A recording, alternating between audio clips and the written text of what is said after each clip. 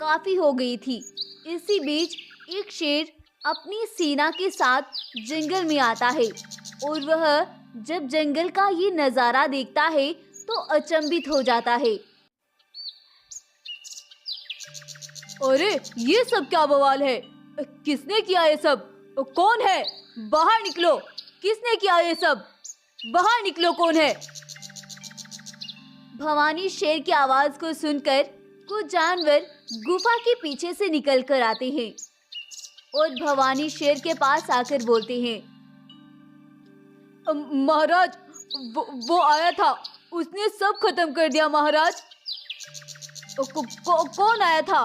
किसने किया है सब? मुझे बताओ। महाराज, वो गजनी बाघ अपने सिपाहियों के साथ आया था। पहले तो उसने जंगल के जानवरों को बहुत बहरे में से मार दिया और फिर वो एक चेतावनी भी देकर गया है। भवानी शेर, अगर तुम अपने जंगल के जानवरों की सलामती चाहते हो तो तुम्हारे पास 3 दिन का समय है। तुम 3 दिन के अंदर अंदर इस पूरे जंगल को खाली कर दो, वरना इस जंगल के जानवरों की मौतों के जिम्मेदार तुम खुद होगे।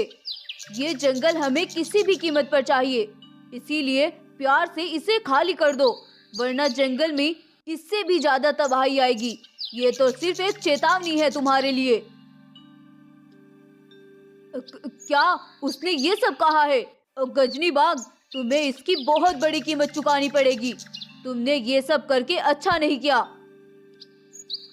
भवानी शेर को अपने जंगल का ये रूप देखकर रात भर भी नींद नहीं आती है और वह पूरी रात जंगल में इधर से उधर टहलता रहता है और जंगल के जानवर उन लाशों को एक साथ इकट्ठा करके आग से जला देते हैं।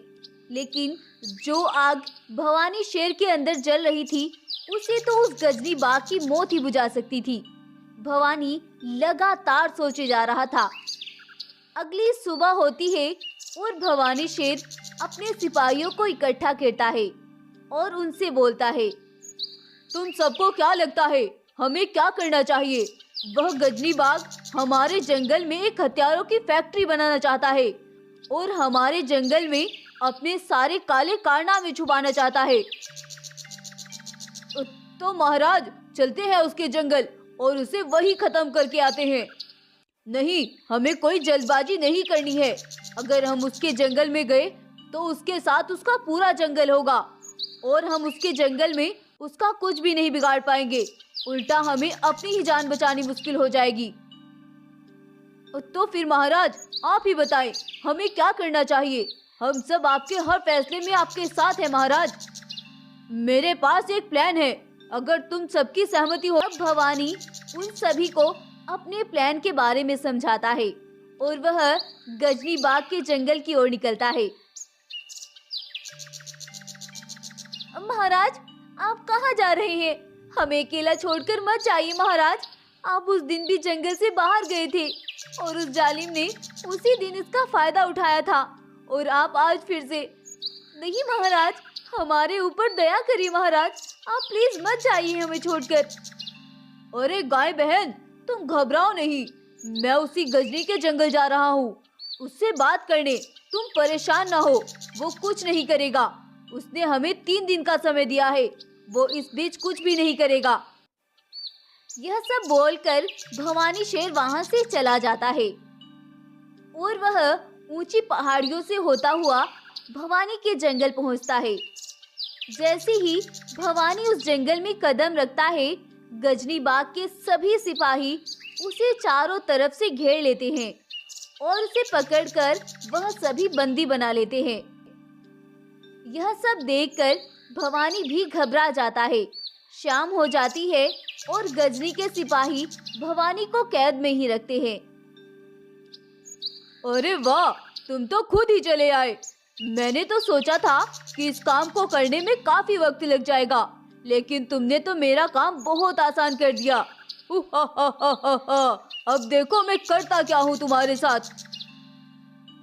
गजनी का यह रूप देखकर भवानी जल्दी से कुछ सोचता है और बोलता है, अरे गजनी भाई, मैं तो तुम्हें ये बताने आया था कि तुम कल मेरे जंगल में आ जाओ। और मैं जंगल में जो भी हिस्सा तुम्हें चाहिए उसे खाली करने के लिए तैयार हूँ। बस तुम मुझे आकर एक बार बता दो कि तुम्हें जंगल का कितना हिस्सा चाहिए।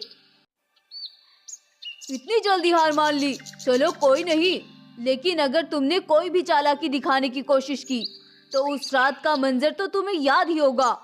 मैं तुम्हारी हर शर्त मानने के लिए तैयार हूँ। बस तुम मेरे जंगल वासियों को कोई नुकसान नहीं पहुँचाना, ये तुम्हें मुझसे वादा करना होगा। ठीक है, मैं तुम्हारे जंगल वासियों को कोई नुकसान नहीं पहुँचाऊंगा, लेकिन मैंने तुम्हें 3 दिन का समय दिया था और एक दिन आज गुजर गया। कल की रात ढलने से पहले पहले तुम्हें अपने सभी जंगल वासियों के साथ जंगल को खाली करना होगा। तभी ये मुमकिन हो सकता है कि मैं तुम्हारे जंगल वासियों को कोई नुकसान ना पहुंचाऊं। ठीक है, मुझे मंजूर है। बस तुम कल मेरे जंगल आ जाओ और अभी मुझे यहाँ से बाहर निकालो ताकि मैं ये खबर जंगल वासियों को दे सकूं। अब गजनी बाघ भवानी को आजाद कर देता है और भवानी अपने जंगल वापस आ जाता है और अपने जंगल में आकर वह अपने सिपाहियों को सारी बात बताता है और अपने सिपाहियों को चौकन्ना होने का बोलता है। हमारे पास कल का समय है, अगर हमने उसे मात दे दी तो हमारी जीत, वरना कल की रात ढलने से पहले पहले हमें इस जंगल को खाली करना होगा। अगर ऐसा न किया तो वह इस जंगल को कब्रिस्तान में बदल देगा। इधर वह सभी मिलकर कल की तैयारी में लगे थे और उधर गजनी बाघ भी कल की तैयारी कर रहा था। अगली सुबह होती है और गजनी बाघ पूरी तैयारी के साथ अपने सिपाहियों के साथ भवानी के जंगल की ओर निकलता है और उधर भवानी गजनी की मौत का जाल बिछाने में लगा था और उन सभी ने मिलकर जंगल के अंदर आने वाले रास्ते में कांटे बिछा दिए थे और अपने सिपाहियों को वहां तैनात कर दिया था। हमें जैसे ही वो इनमें फंसे वैसे ही उन पर हमला करना होगा। अगर 1 मिनट के लिए भी चूके तो अपनी मौत के लिए सब तैयार रहना। कुछ टाइम गुजरता है और गजनी बाघ अपने सिपाहियों के साथ जंगल में प्रवेश करता है और वह सभी उन कांटों के बीच फंस जाते हैं और इसी बीच भवानी के सिपाही बिना टाइम गवाए उन सभी पर हमला कर देते हैं और उन्हें वहीं पर खत्म कर देते हैं और गजनी बाघ और उसकी सेना वहीं पर खत्म हो जाती है। इस बीच भवानी और उसके सिपाही भी जख्मी हो जाते हैं, लेकिन वह सभी अपनी जरा भी फिक्र नहीं करते हैं और उन सभी को मौत का एहसास दिला देते हैं। अब भवानी अपने सभी सिपाहियों का शुक्रिया करता है और जंगल के सभी जानवरों को यह खुशखबरी भी सुना देता है और अपने जंगल को उस गजनी के खौफ से आजाद करा लेता है और ये कहानी यहीं पर खत्म हो जाती है। तो कैसी लगी आपको हमारी आज की स्टोरी?